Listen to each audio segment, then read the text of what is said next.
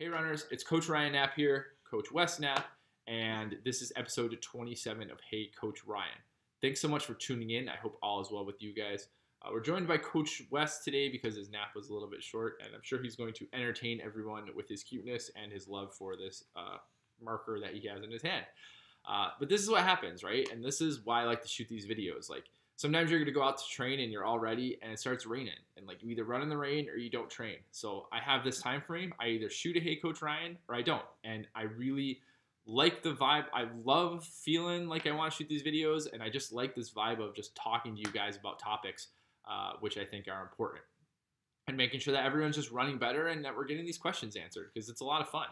So two quick housekeeping things. One is housekeeping, but just a shout out to David Hayes, Kevin Hall, and Kelly Stewart for having awesome races last weekend.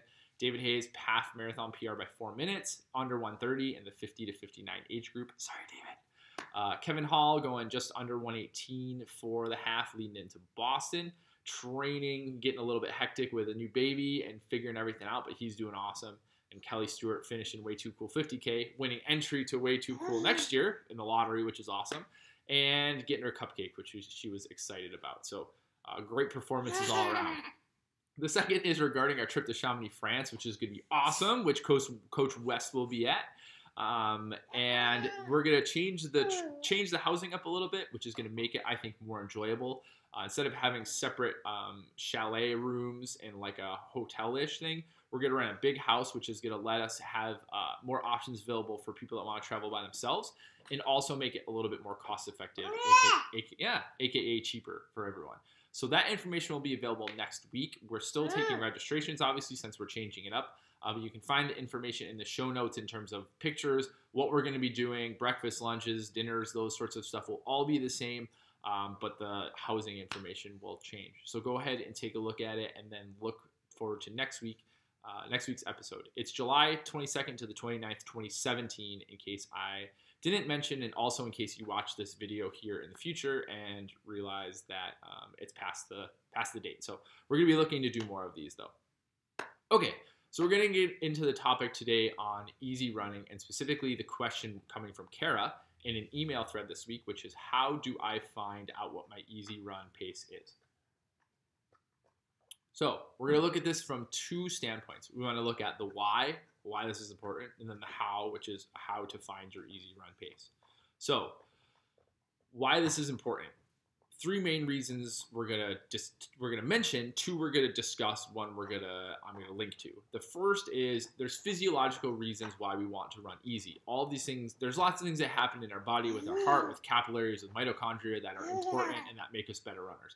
I'm gonna link to, point to Wes Head. I'm gonna link to episode 1 in the corner here, which was the first ever episode I shot of Hey Coach Ryan, where I talked about these things. You also can look online ad nauseum and read these things ad nauseum about why this is important, okay? So physiologically it's important, but I'm not worried about that. I want to look at the practical side of things. Now, two reasons why this becomes important practically.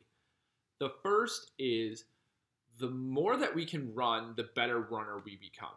Now, I say that, and I believe that as a coach. There's some coaches that don't agree with that, and they want you to basically run a little bit and then strength train and do all that stuff. I don't agree with that. I think the more that you can possibly run, the better runner that you're going to be. Now, that comes with a caveat, right? If you're injured, if you don't have the time or whatever, we make those changes.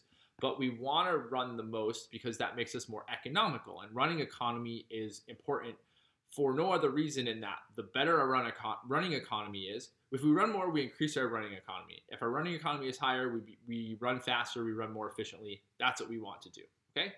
So in order to run more, in order to run a lot of miles, we need to make sure that our training is divided up appropriately. Roughly 80% of our training is easy aerobic, 20% of our training is other, which is basically moderate, hard-paced running.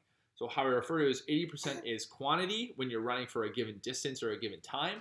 Hi, Wes. 20% is quality when you're trying to accomplish something. You're running 400s, you're running 1K repeats, you're doing a progression run, you're doing a harder tempo effort, whatever the case is. So you're looking to accomplish like a specific written workout.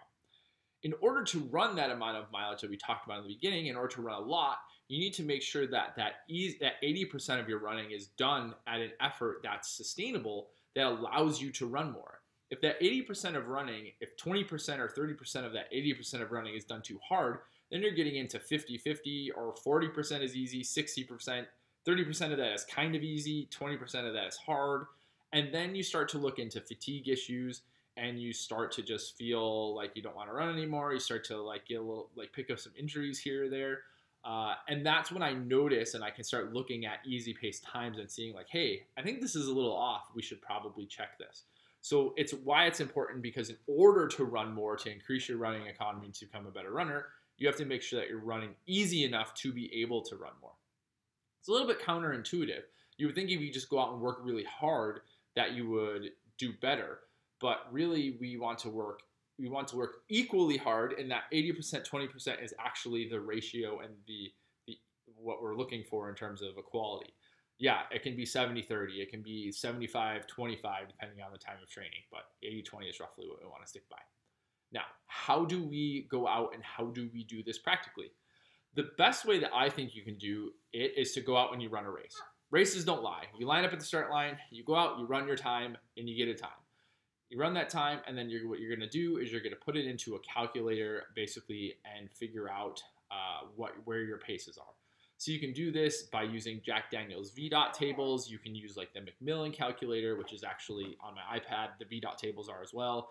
I have RCA tables that are on paper. I have a couple different ways to do it.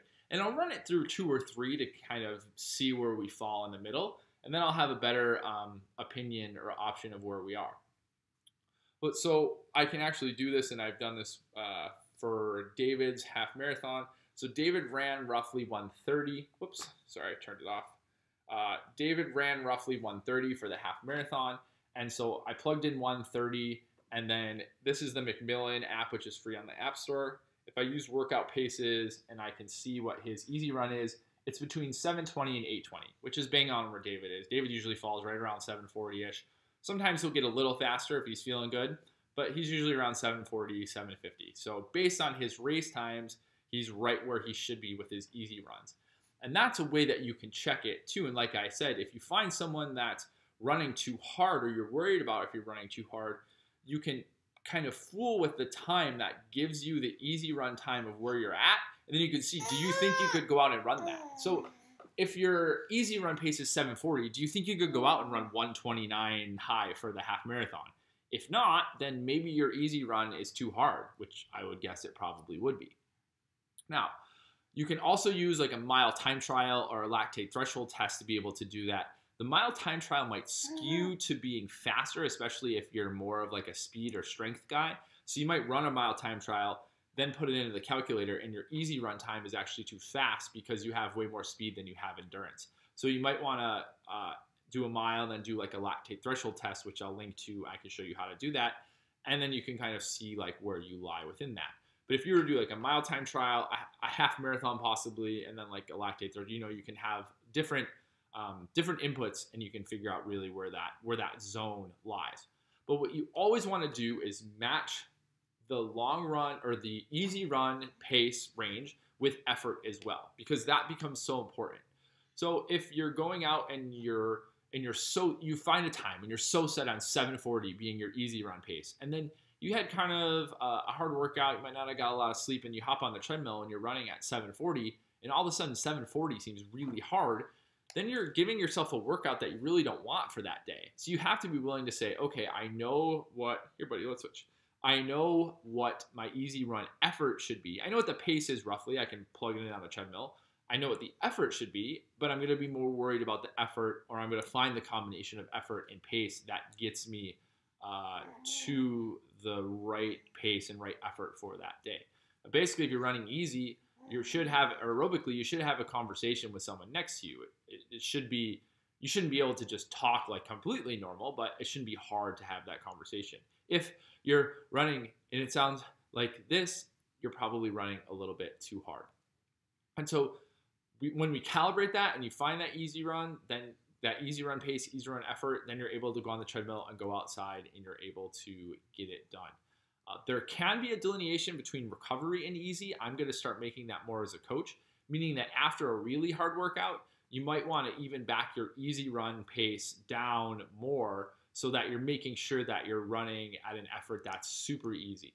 Sometimes after a hard workout, like if you did, I don't know, 4x4 minutes like VO2, 4x4 minute like VO2 max workout, then all of a sudden the next day you go out and run easy, your legs just might be gassed, and it's going to be really hard to do that. So instead, you can call it a recovery run, and I think what that does is lets you have a little bit more leeway in terms of even running more slowly.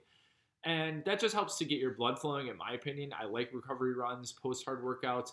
I think it's good. I think it helps to get just your legs back underneath you, helps increase the blood flow, which helps with recovery, and I think just makes you feel better in general. But you certainly can do that, or choose to even take a day off.